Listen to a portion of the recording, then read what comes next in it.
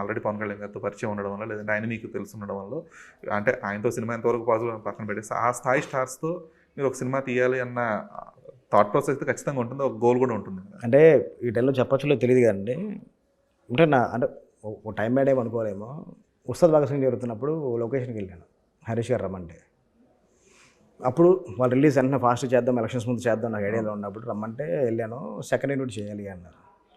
కళ్యాణ్ గారు ఏమో తను డైరెక్టర్ అయిపోయాడు కదా హరీష్, ఎలా చేస్తారు అంటే లేదు సార్ చేస్తాను, కానీ ఇన్ని రోజుల్లో కనీసం మిమ్మల్ని మాత్రం కొన్ని రోజులన్నా మేము డైరెక్ట్ చేసే అవకాశం ఉంటే చేస్తాను సార్ అంటే 70 ఇద్దరు ఓకే అనుకున్నారు.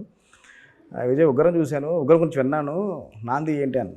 నాంది ఇలాగా ఈ అడమి చేశాను సార్ సెక్షన్ 211 మీద, తప్పు చేయనోడికి శిక్ష పడితే ఏంటంటే ఆయనకి ఇంట్రెస్టింగ్ అనిపించింది. ఆయన ఒక టైంలో అన్నటైల్ ఖైదీల మీద ఒక కథ చేద్దాం అనుకున్నాను. ఆయన అన్నటైల్ ఖైదీలు ఎంతమంది జనాల్లో జైల్లో మగ్గిపోతున్నారు, సత్యాగ్రహి అలాంటి కూడా చేద్దాం అనుకున్నారండి. ఆయనకి బాగా కనెక్ట్ అయిపోయి నెక్స్ట్ ఏం చేస్తూ ఉంటారు, ఒక ఐడియా చెప్పాను, దీని మీద చేస్తున్నాను సార్ అని.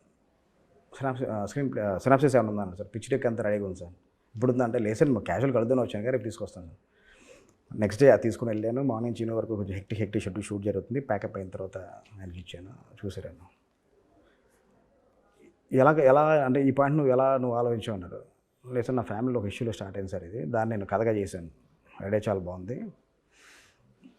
ఎవరి కోసం చేసేవారు, వేరే హీరో కోసం చేశాను.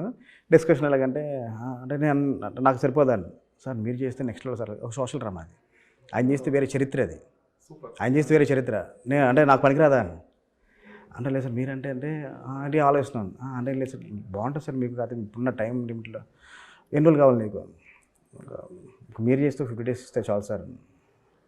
ఓకే ఇది కార్లో పెట్టండి చదివేసినాను, అంటే మార్నింగ్ నువ్వు వచ్చి లొకేషన్కి వచ్చి క్యాపింగ్ మాడుకుందాం. అలా వెళ్ళారు.